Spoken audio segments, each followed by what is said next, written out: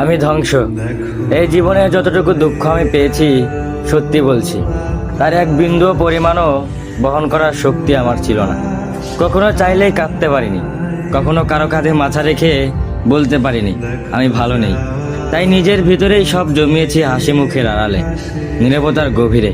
মানুষ ভাবে আমি শক্ত, আমি নির্লিপ্ত, আমি সব পারি, অথচ কেউ জানে না ভেতরে ভেতরে আমি কতবার ভেবেছি।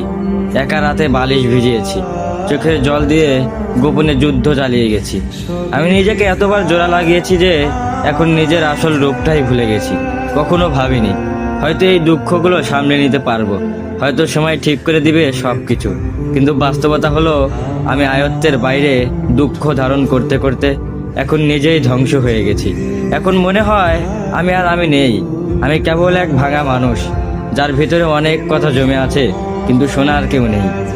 সবাই বলে খারাপ সময় সবসময় থাকে না, সময় ভালো হয়ে যাবে, কিন্তু কেউ বোঝে না সময় শুধু ক্ষত তৈরি করে, সেগুলো শুকায় না।